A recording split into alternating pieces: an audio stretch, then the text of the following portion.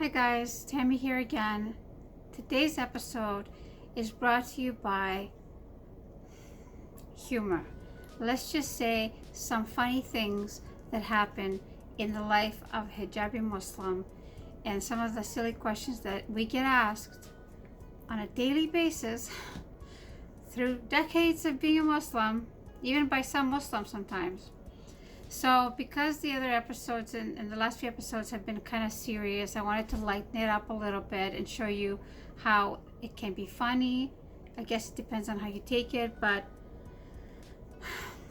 it can be funny. And it's better to just take it as lightly as possible and just let it go. Don't take it personally, because there are people out there who don't know any better, who haven't studied any particular religion in depth, or they are not aware of any religion, and so all they have to go by is the things that they hear on in the media. So let's get started. Because it's summer, let's start off with the first one that I get every year, and the question is, am I hot in that? Are you hot in this? And I'm gonna have to say, I'm hot because it's hot outside. I'm no more hot than the next person who's not wearing anything. In fact, I would say I'm less hot because my head is protected. And if you do some research, you'll see that in countries that are hot, very, very hot, but not Muslim at all, people tend to cover their heads. And the reason is because your brain should not be more warm than a certain amount. I think it's room temperature. I could be wrong. If you have a better answer, please comment down below. But I think it's logical to say that your brain should not be warmer than a certain amount of temperature, Celsius, whatever it is, because it's not good for the proper function of your brain. So yes, the answer to your question is I am hot in this, but no more than you would be. But because this is cotton and my hair is up, it is more comfortable because the hair is off the back of my neck and I don't have beads of sweat coming down. So it's a misconception that people think the hotter it is outside, the less clothes you should wear. That's a misconception. That's just a cultural thing. And in the West here, this is most people's belief, that you should just take off more clothes the hotter it gets. But for the optimum function of your brain, it shouldn't be X temperature.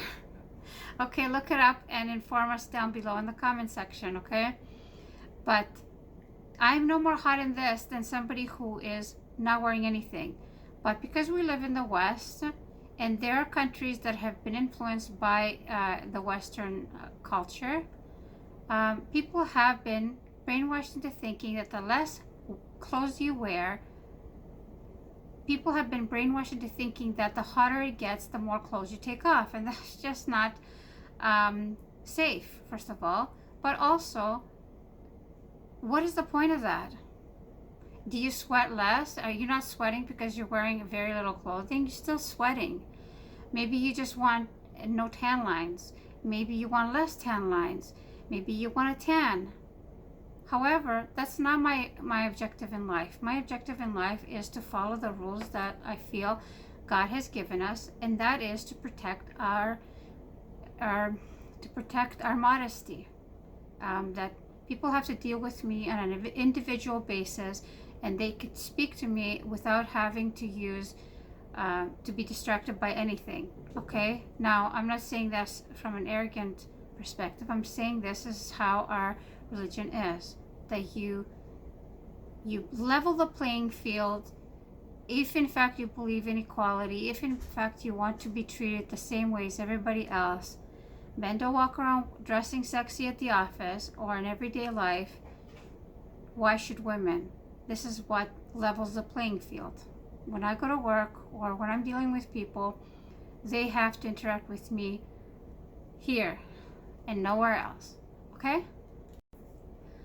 Another question that I get a lot people ask me is, do you wear this at home? Do you wear this when you take a shower? Do you wear this while you're sleeping? And the answer is, no, I don't. That is a hilarious question, and I don't want to offend anybody, but the whole reason is that we wear the hijab is only outside of the home where there are people that we're not related to. So only our relatives, our very close relatives, are allowed to see us without the scarf, okay? Like our dad, our brother, or our child, our son. And that's pretty much it. Like maybe our nephews and stuff, but very close relatives, blood relatives. Okay, so I hope that clears that up. It's very silly that I would wear this in the shower. Very, very popular question. A very, very popular question is, are you forced to wear it? Now, I don't know if you can tell, but I'm not a young person. I have 3 children. I'm not forced to wear it. I'm at the age where I care very little about what other people think and their opinions. And I know that sounds rude, but what I really mean about that is the litmus test for me is, what does God think about my behavior and how I speak and how I treat others? And that's how I treat others, the ways that God wants me to treat others. So I am kind, I smile, I don't take things too seriously, I try not to get offended and get my feelings hurt, although I'm very sensitive. So I try to treat others the way I would like to be treated. But other than that, I try not to let what others think of me affect me, okay? So I'm at the age where I don't dress according to what others think of me. I dress according to how I like to dress. I like to be comfortable. I like to look presentable. I tend to iron my clothes a little too much according to some people's opinion. And be clean. And that's pretty much it, okay? So this is all me. I promise you. No one's forced me to wear it. I know it will come as a shock to you, but unless you've seen the first episode that I've ever put out, you will not know that I was a Muslim before I met my husband. I was a Muslim for 4+ years before I met my husband. And so I married my husband because he was a Muslim. If he wasn't a Muslim, I wasn't even going to be looking at him for any reason, okay? As Muslims, we're not allowed to date, okay? That's 100% clear. You're not allowed to date as a Muslim. You're not allowed to get to know each other for many years to come, okay? If you're meeting people, you're meeting them only for serious intentions. And so I wouldn't have went to meet somebody if I wasn't looking to get married. So, my husband at the time, when I first met him, I wasn't wearing hijab, I wasn't wearing a headscarf. And I didn't wear a headscarf until about 2 years. My son was 2 years old when I started wearing a scarf, and that was around 9/11, after 9/11. And I don't want to go into details because I don't want it to be seen as if I'm trying to make myself look noble, but 9/11 was a very big reason why I started wearing a scarf.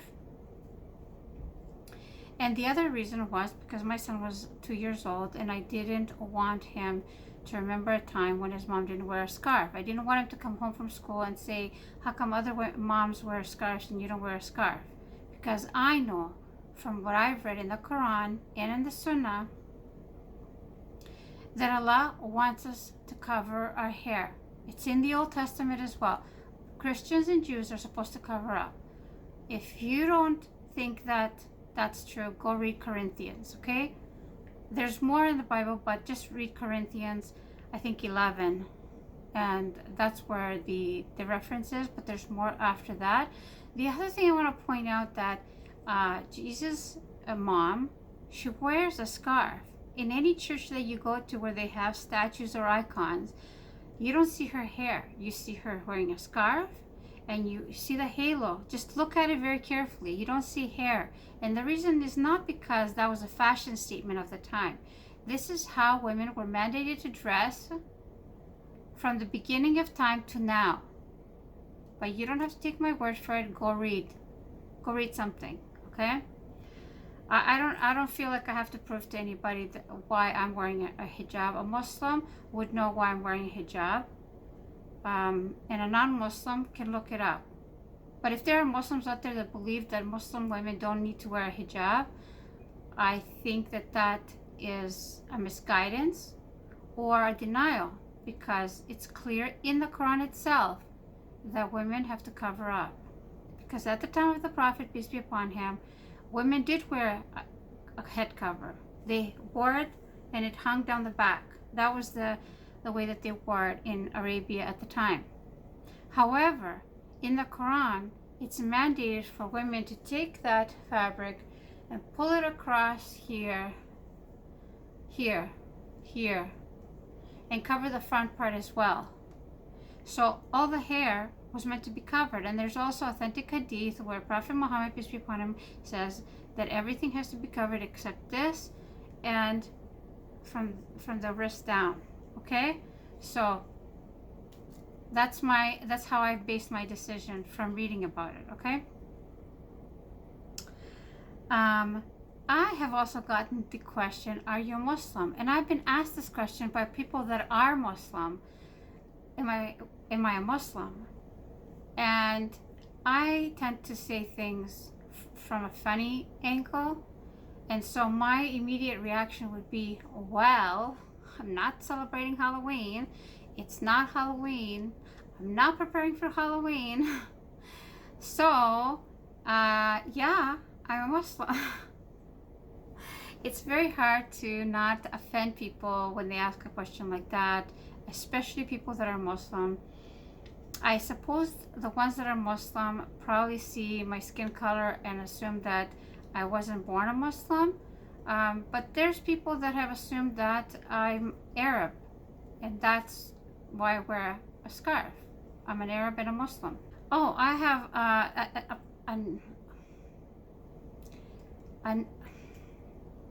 a question that precedes this one. If it goes into a religious kind of topic, what I'm discussing as to why I wear a hijab, is why don't men wear it? Why don't men wear a scarf on their heads? They don't need to wear a scarf on their heads because it's not mandated by God. It wasn't mandated before. In fact, in the Bible, it's forbidden for men to cover their head. And the Quran, there's no mandate for men to cover their head. It was never a need. And it's not a misogynist from a misogynistic perspective. It's God. God is objective. His rules are objective. So if you have an opinion as to whether it's misogynistic or not, that is an objective. That is a subjective opinion. That is not an objective opinion. Okay? That's based on whatever cultural values you have, not based on anything that's religious. Okay? I've seen Hindus wear it. I've heard that in their scriptures they're supposed to wear it. I've seen Sikhs that wear it. If you see, apparently, this is what I've been told by Sikhs, that if you see a woman who's not covering her hair, she's sick, and her husband is wearing his turban, she should be wearing a turban also. It's mandate for her to wear a turban, but she's choosing it to wear a turban. It's not because it's not mandated.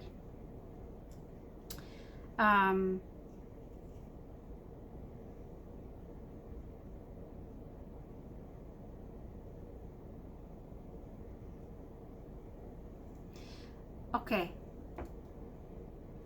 There's a connection to these kind of questions is, well, I have Muslim friends and they don't wear a scarf. They're not covered. They're not dressed the way that you are. They wear short sleeves. They wear, they wear a certain kind of clothes, like Western style clothes.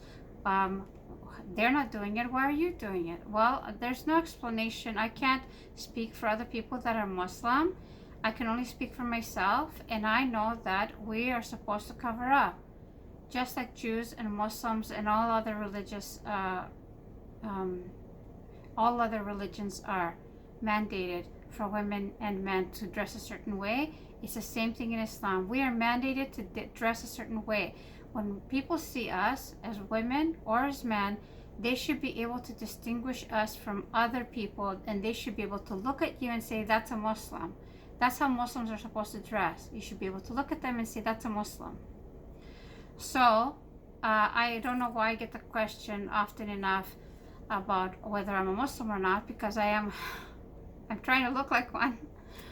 Okay, so that's another question. And then the very last question that I'm going to tell you is, the question that I get all the time is, where are you from?